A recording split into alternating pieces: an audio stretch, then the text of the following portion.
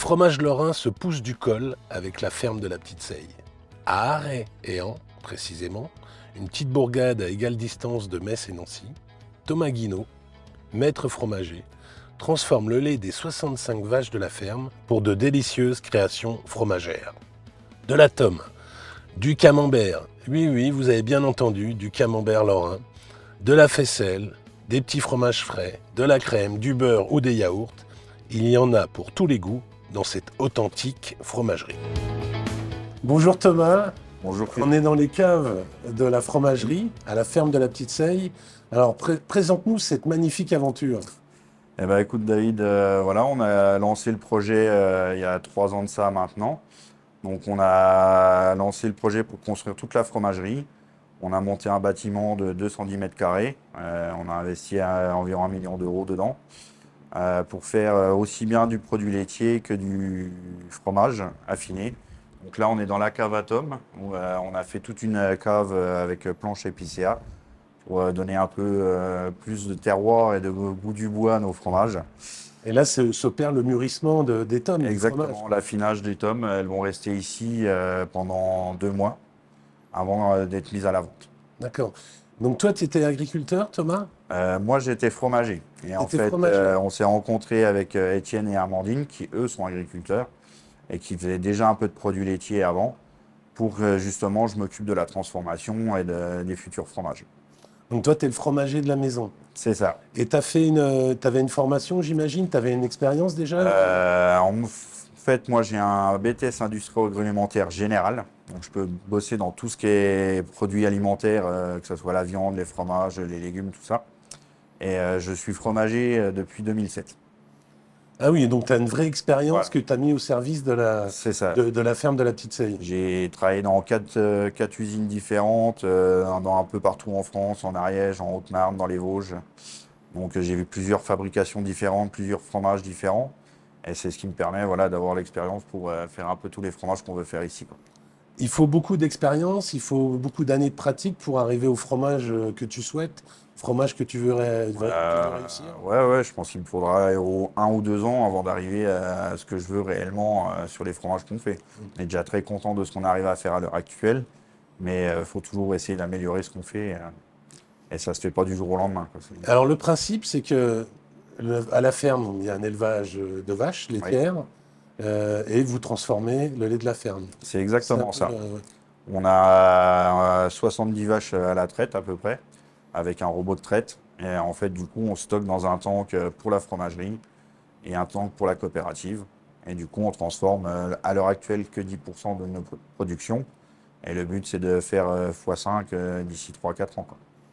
Alors qu'est-ce qu'on trouve comme fromage à la ferme de la Petite Seille? Alors, pour le moment, comme on a démarré seulement l'année dernière au mois de juin, on est sur du camembert, du brie, de la tome et ce qu'on a appelé un palais, qui est une tome qui est faite dans les moules à camembert, donc au format camembert. Et puis, dans l'avenir, certainement un type raclette et un type minster aussi.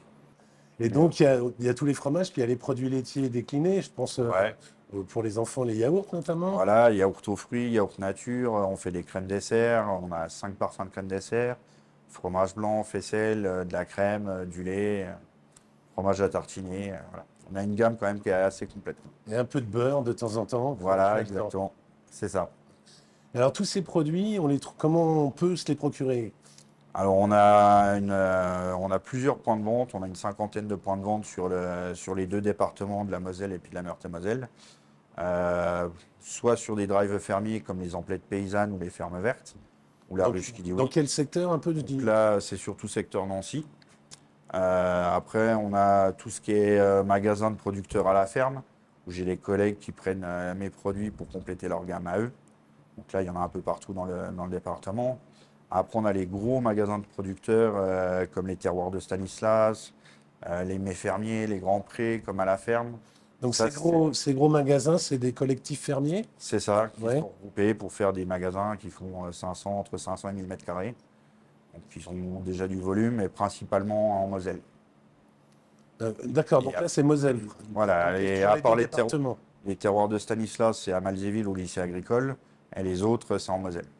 Et après, on a tout ce qui est AMAP aussi, et un petit peu de restauration par-ci par-là. Et en direct de la ferme. Et le magasin à la ferme tous les vendredis de 14 h à 17 h 30. D'accord.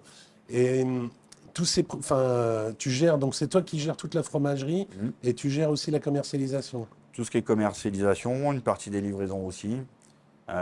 Nouveaux clients, quand il faut faire, par exemple, si on veut travailler en supermarché, tout ce qui est dossier de référencement, tout ça, c'est moi qui gère. D'autres projets, Thomas? Ouais, bon, on a un projet d'installer notre employé bientôt pour faire de la brebis laitière et nous permettre de faire du fromage de brebis. Ah, tu vas te lancer, vous allez transformer du lait de brebis. Ouais, C'est un vrai tournant. aimerait bien, ouais. Ouais. Après, voilà, il faut réussir à installer notre employé, mais voilà, on va aussi reprendre de nouvelles vaches, prendre de la race jersiaise, qui ont un très fort taux de matière grasse dans le lait. Ouais, elle est réputée pour faire un lait Voilà, très gras, on monte à 60 grammes par litre, et ça nous permettrait de faire plus de crème et donc plus de beurre aussi.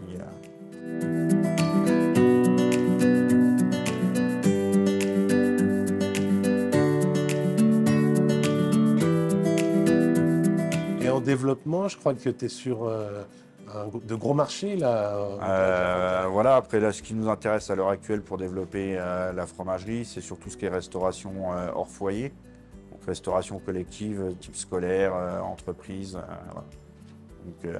Donc, Collectivité, cantine scolaire, etc. C'est ça. Ouais. Ils ont des obligations avec la loi Egalim qui vont être obligés d'avoir une grosse partie de bio, de local, de labellisé dans leur repas. Donc c'est le moment où il faut se lancer et arriver à mettre les produits pour les gens comme ça.